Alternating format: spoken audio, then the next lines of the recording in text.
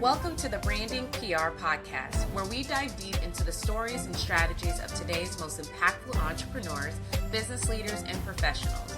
Whether you're building your brand, scaling your business, or just looking for inspiration, you're in the right place. And welcome back to the show. This is Brandy, and I am so excited to bring you yet another episode of Branding PR Podcast.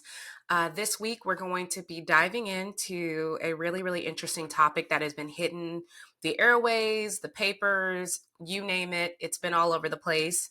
And that is the Jay-Z response to the assault allegations tied to Diddy. So we're going to be breaking it all the way down. The good, the bad, and the unspoken from a comms perspective, and really just trying to unpack this a little bit further and what it means for business and what it means for those that are navigating their own crisis communication situation. So much we can unpack in this, so let's get right to it. So for those that are unaware, and seriously, if you are unaware at this point, you've been living under a rock. Seriously, news outlets have so many notifications, subscriptions, you name it. I need you to get up to date on what's happening in the world, but that's okay. You know, you're tuned in with me, so I'm always going to keep you posted on these types of things. But please do support your local media. But I digress. So those that are unfamiliar with this, Jay-Z was essentially sued, presented with a lawsuit that alleged that he was involved in assault. And that actually ties back to Diddy. And we all kind of know about how much that has been impacting so many different businesses, the entertainment industry, you name it, because of the heavy ties that Diddy has. And so to see this lawsuit and these allegations presented now that ties to Diddy, it's been a huge thing. So this happened within this week. And there's been a lot of conversation around it, largely because of the time frame of it, as well as just the history of the relationship between Diddy and Jay-Z. So definitely a lot that is around this particular topic, especially when you're getting into law. And yeah, there's more unfolding as we speak. So that's kind of ultimately what's been happening is a lawsuit has kind of come into play, and it accused Jay-Z of assault essentially it was of assault allegations. So that being said, why is this something that's important and significant within the context of PR, celebrity culture, and public trust? Well, you have to tie in the fact that, one, this is a public figure. Let's start there. And then two, the fact that they are in the entertainment space. So by default, it's going to be a part of the celebrity culture.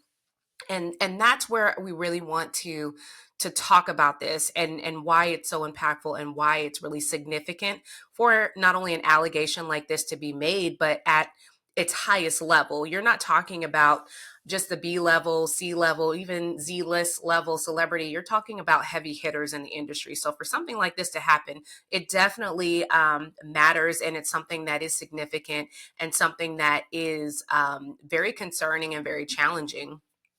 So, but the focus that I really want to hone in on in this is that I want to talk about what were the successes and what were the missteps in Jay-Z's approach to this, and specifically focusing on his response to the allegations that were presented to him.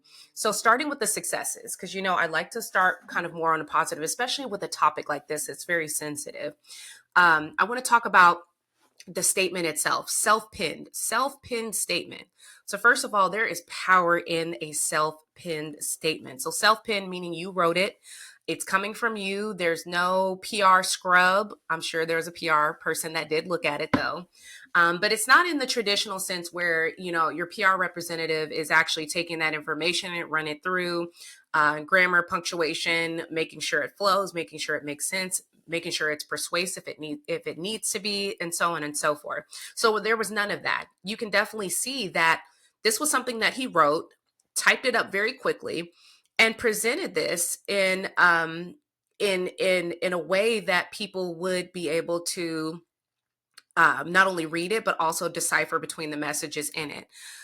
So why is that important? So self-pinned statements are a highly, highly effective choice when you're dealing with an issue of that's attacking your character, but also dealing with a legal issue. A self-pinned statement is something that, in my mind, is incredibly, incredibly impactful, but also it's very persuasive because it's coming from the individual. There is no PR scrub, there is no technical language. It's just it reads and it shows, and it shows the emotion of the individual, but it also captures the essence of who this person is without the fluff. You know, we like to call it the PR fluff. This is without the fluff. Because it's truly coming from the individual when you have a self-pinned statement. It's highly effective. When you're dealing with an issue like an allegation, or you're dealing with a potential crisis situation, it sometimes does help to leverage kind of the emotions of the customer, the consumer, the audience by offering something that's more personal and more direct in terms of the language and your tone and how you communicate. It's a very effective choice, and it's a very effective choice to use when you're dealing with something like this. I think that if I were to highlight specifically just what made the difference in it, because I did have an opportunity to read it. I had an opportunity to read it and just kind of understand where his head was at when he wrote it. It read very emotional, not even going to lie. It was very emotional. It was very targeted. It was very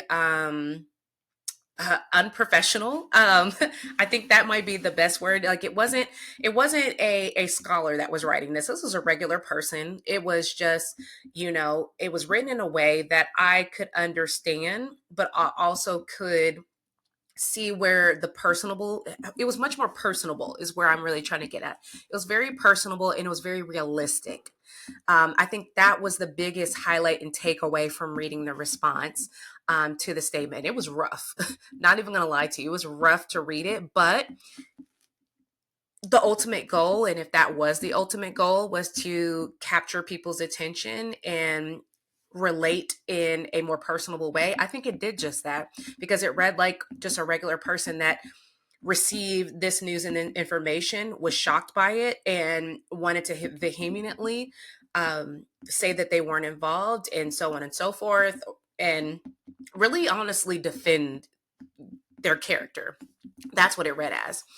And that's kind of, I think, a part of some of the broader trends that we're starting to see in PR and communication is that people are taking more of an authentic approach when we are presenting and we're strategizing and we're creating content. What is the most authentic and most genuine way that we can present this information? It starts with it coming from real people, not a robot. No shade to AI, but sometimes the very technical responses gives off a coldness, and it gives almost too pristine, almost too professional, to the point that it's not going to register with your audience well. So I think that seeing this statement presented the way that it was is definitely a clear sign of the direction moving forward as we are communicating, not only from the communication standpoint from the professionals that are preparing these things, but also from individuals, entrepreneurs, leaders, business owners, you name it. Individuals that are presenting this type of statements, they're having to really, really tap into that authenticity. And we're seeing that shift more and more because many are starting to adopt that approach and they're getting a better response. But you have to think about it. When you are speaking to your audience authentically, you're more likely to capture them because they see you, they understand you, they feel the emotion behind you, but they also feel that you are a real person that has feelings and that cares and that wants to convey a message in the best way and most effective way that we know how, just being yourself, being authentic. So I think that that's another big piece of this that I think was a huge win, was that you got really into the personable and realistic approach to how you communicate in response to something like this in the crisis calm standpoint? Absolutely. So another thing that I really, really liked about this statement and the timing of this statement was how quickly the self-pinned response was prepared. I think he had that response within 24 hours, maybe even within 12 hours of the allegations actually hitting the news wire. So that is insane. So you have to think you have multi-millionaire, and actually, I think he's a billionaire already, Jay-Z responding in an almost handwritten statement to these allegations within 24 hours. That's insane. I mean, this person is running businesses, has a family, has a lot of things going on, a lot of responsibilities, but made it a point to get this statement out. And I think that in and of itself is something that is notable and noteworthy, right? So when we have crisis situations, I think this has probably been my best and my one of my favorite quotes is that speed is your competitive advantage. How quickly can you get something out and how quickly can you engage the audience, right? So whenever there's a crisis situation that happens, you don't need to be sitting on it. You need to strategize, get with your team, discuss it, put something together and get it out. And that is how you can quickly control the narrative. And I think that's what happened here.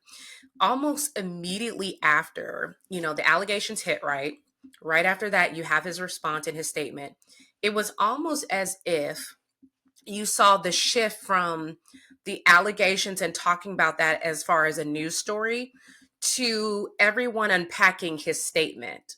What did you think about Jay-Z's statement? What are your thoughts? Do you think he wrote it? I'm pretty sure he wrote it. I mean, it was rough, and so on and so forth. So it was almost like he newsjacked his own story, if you want to call it that. It almost immediately shifted because of how quickly he put that statement out. And that's something to really, really consider and really think about how impactful that is when you're dealing with a crisis calm situation. Because he responded very quickly, he was able to control the narrative and completely shift and change the conversation from the allegation, which didn't disappear because, I mean, it is there.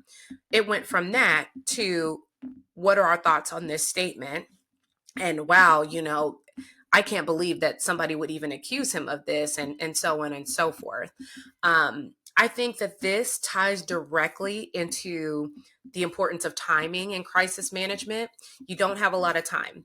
You have time, but you don't have a lot. So whenever you are in a situation, and I'm really speaking to the small business owners, because you have crisis situations that happen too. So this is something that's applicable to you as well. May not be on a national scale, but it is enough to impact your business, because I'm sure he's thinking the same thing. This has got to get out because I have investments, I have partnerships, I have businesses that I'm working with. This is something that we have to address and address it now because it can impact all of those areas. So this is why timing, the role of timing, means so much in this, because you have to get your statement out quickly. You have to address it effectively. You have to address it quickly, and you have to target the audience in a way that brings them and allows them to be on your side. Whatever the situation is, the timing of it at the end of the day is what really matters. And honestly, in this situation, that was one of the wins. That was one of the successes of Jay-Z's response to the allegations, is the timeliness that he had, but also recognizing the power of a self-pinned statement. Him writing that statement, it made such a difference in the approach and how people really responded and reacted to what he had to say. It made such a big difference. So, we talked about the successes, we talked about the what worked really well in putting out this statement in response to those allegations. So now I want to flip it to what actually failed. And yes, there were some failures in this. So I want to go back to the statement, because the statement while it was great in its response, right? And its timeliness, its quickness, its really rugged language, it worked in that aspect. What didn't work, okay, was the language that was used in the statement. Was not a fan of it. So I want to talk about it specifically in the statement. One of the things that I did notice in reading the statement is that he was on the offensive. Again, as I read it, I felt the emotion of it. I felt the defensiveness of it, that, you have somebody coming into question your character, and that can make any person very defensive. And it communicated that throughout the statement. Um, but I want to specifically hone in on certain phrases that were used, that I felt like were, that's not the type of language that you want to use in a statement like this, especially with allegations at this extent and at this level. So some of the phrases that were used, as I was reading, I saw he had called, the accusers. They were crazy. It was absurd, and how I would never. I come from Brooklyn. We don't do that. All that other stuff. That those types of phrases come off very, very very dismissive, and very problematic. And here's why: when you're being, how do I want to say this? When the allegations have to deal with assault, you're dealing with a very, very sensitive topic. And while we can all recognize, when somebody questions your character, you want to go ham, you want to go in. I totally understand that. I totally feel that. And as someone that has dealt with those issues personally, professionally, through my clients having to have their character questioned, heck, I can remember, with a past client where we had an issue of, someone not of an individual and another business owner that was attacking them through the press and saying that they were basically janky promoters. They were stealing money, they were doing all these things. And when our clients came to us, they were very upset and very offended. They wanted a statement out, but the statement that they had was very, very emotional, just like this one, right? Where they went it off on the accusers and they said they're fake and they don't do this and all this other stuff. And we had to really sit down and have a conversation and break down as to why we cannot respond to statements like this with on the offense and attacking these individuals. Absolutely not. And it's for and the reason why we can't do that is because it comes across in the complete opposite way that you think it is, right? You think by going and attacking those individuals that people will side with that and think, oh yeah, you're lying, and oh, that I can't believe that. No, it doesn't come across that way. In fact, it comes across like you're dismissive. It comes across that you're problematic because somebody accused you of something. We don't know the story. We don't know the ins and outs of this. All we know is what's presented. And what we know that's presented, it's a serious allegation, right? So we totally expect an individual that is innocent, not guilty, whatever the case may be. We expect you to say, those statements that I'm innocent, I'm ready to have my day in court. Statements like that are more effective than statements like saying, oh, that person is crazy, or it's absurd, I would never. And that in and of itself is problematic. And then you have to consider, because again, we don't know the full story, we don't know everything, we are not behind closed doors, so we don't know everything. We just know what's presented as in front of us as it is.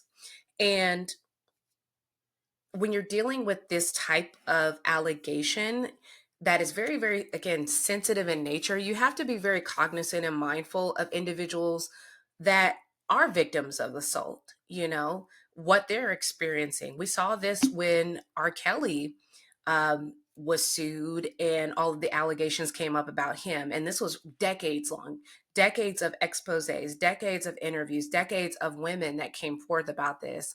And many of them were met in the beginning of all this, they were met with those same responses. Oh, she's crazy. Oh, she's absurd. Oh, she doesn't, nobody would do that with that person. You know what I'm saying? So you see why it's very important that you're cognizant of the type of language that you are using in your statement, because it can come across that you're just dismissive of real issues that impact millions of people in this country. Um, and that has its own implications, right? So there could be the potential damage to the victim's trust. Okay, and even broader implications when we talk about the Me Too movement. I just mentioned in an example when everything happened with R. Kelly, that many of those women for years they had been targeted, they had been attacked, they've been called crazy, and they pretty much dismiss all of their concerns and their allegations, to come to find out that everything that they were saying was true. So that being said, the language that you use in your statement, it needs to be very, very clear, but it also needs to be steer clear from um, terms and phrases that give or present a dismissive attitude towards a very, very serious issue. Cannot ignore that. All right. Cannot ignore that one bit. The other thing that I thought was kind of a fail with this was the red carpet appearance right after the statement was out and kind of the media cycle happened and folks were talking about it again. And mind you, the red carpet appearance had absolutely nothing to do with Jay-Z. He was actually there for the movie premiere of one of the latest Lion King installments featuring his daughter Blue Ivy. Beyonce was there as well, and it was kind of like a family unit type of thing that we saw on the red carpet.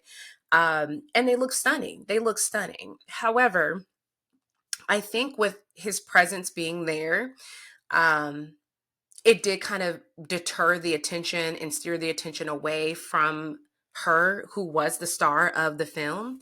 I think with it being so close in the time frame of one, the allegation, then you've got your statement and your response, and then that, I think it was too close of a timeline to make a red carpet appearance in that. Because again, the optics of it, it came across that, I'm standing 10 toes deep, and I get that. I understand it, guys. I really do. You want to feel very, not only very strong, very powerful, that, listen, I'm not going to let these people get to me, and I'm going to stand 10 toes deep in it. I totally understand it. I totally get that approach. However, this is why optics and the timing matters, because for something like this that was more of a family centered moment, it did take away a little bit from Blue Ivy's moment in appearing in her first film. It did take away from that moment because these allegations were all within a matter of days. All of these things were happening within a matter of days. So, professionally speaking, I don't think that was really his time. That wasn't his scene. That wasn't his microphone moment, I guess you can say. It wasn't his time then. And I think that really showed with the appearance on the red carpet. I read several comments and people's thoughts, and it was kind of the same thing. Others, it was like, hey, stand out there, be out there, let it be known you're not phased, all of that good stuff. And I get it, I hear it, I understand it. But there's a time and place.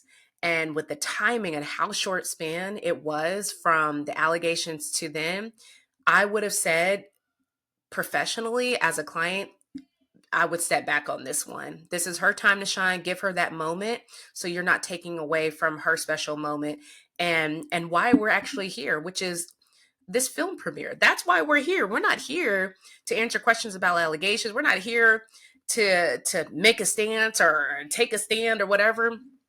Was hoping to achieve with that. We're here to celebrate this incredible achievement. And I think that just the presence alone kind of took away from that, unfortunately.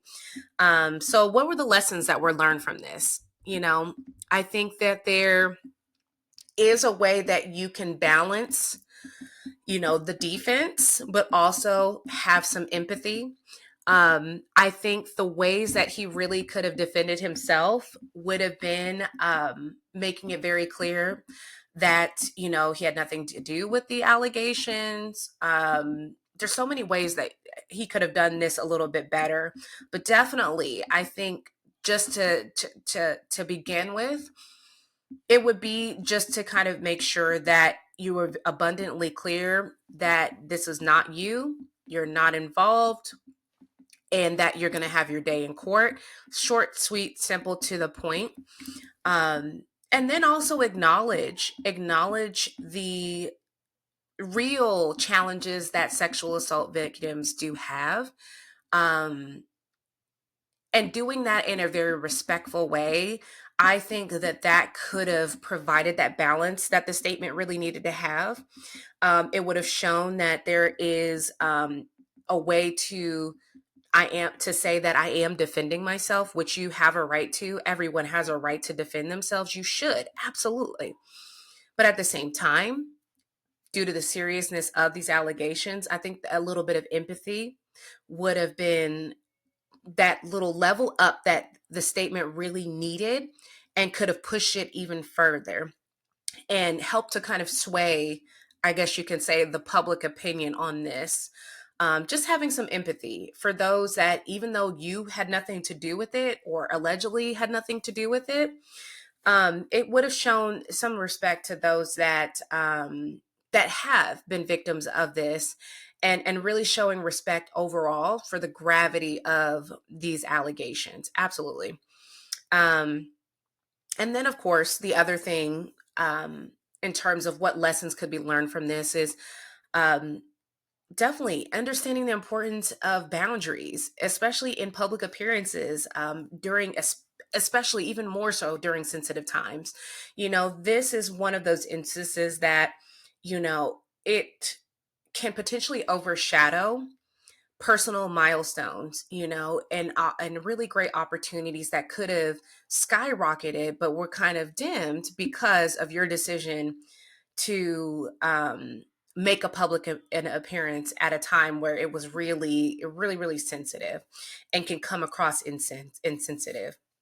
So I think this is kind of a good point where you can acknowledge and recognize why boundaries are so important, especially given the climate and given the environment. If you have an issue or a crisis situation that is occurring and active, this is not the time to make an appearance at a Christmas party. This is not the time to make a red carpet appearance to an event.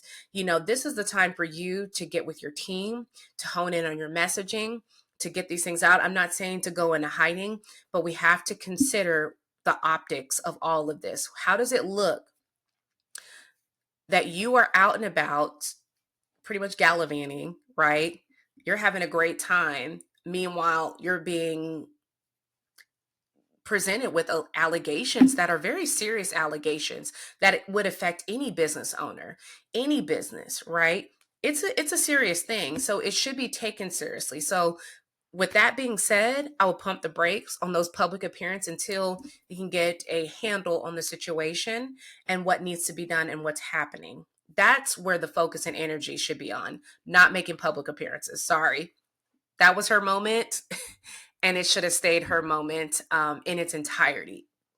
Right. So, but what does this mean in terms of just future implications, right? When we talk about public figures that are navigating crisis comms and putting out these personal self-penned statements here, I think what it means that personally, what I think that it really means is that um, you're going to start to see more public figures doing things like this. We've already seen the shift more recently.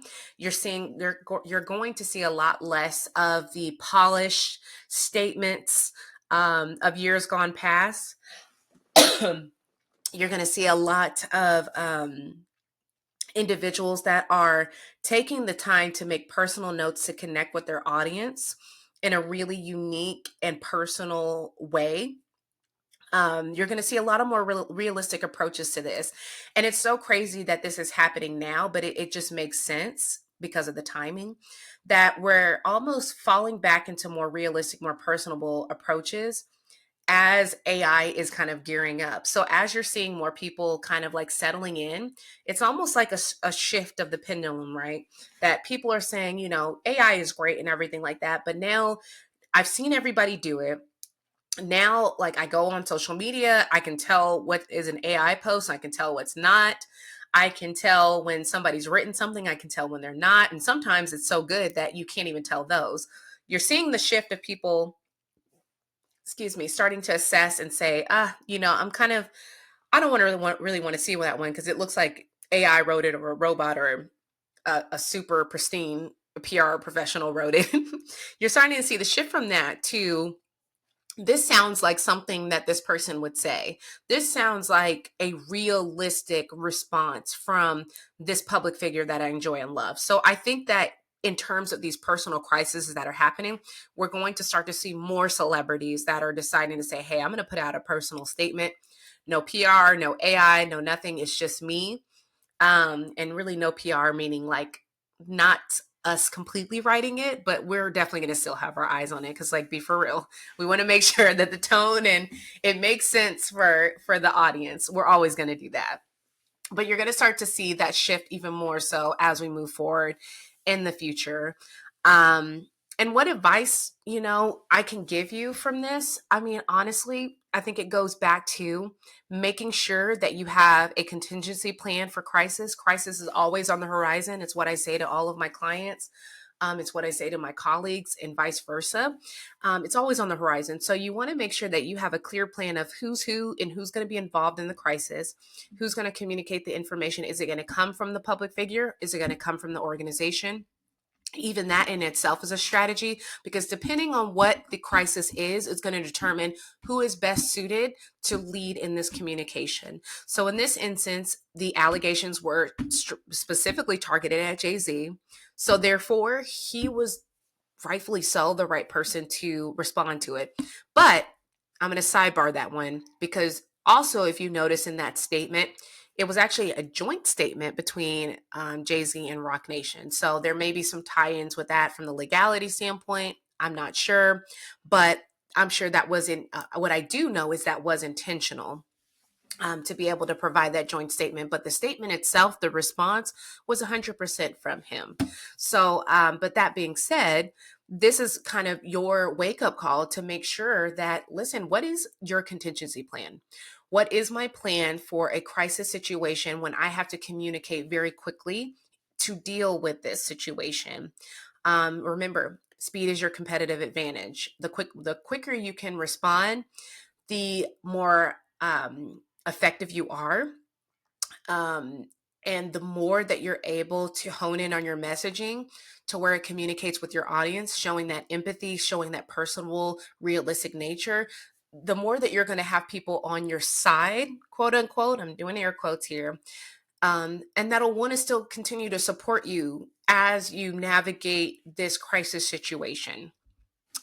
So to wrap it all up, this is such a good topic. And gosh, I feel like you guys send me stuff and I find stuff that just makes me really think and really, take down these notes and really just break it down to its most basic parts, to find those strategic elements from it that we can actually use. And I think this situation has several elements that can really be used, and it's applicable to wherever you're at in business, wherever you're at in your personal professional growth.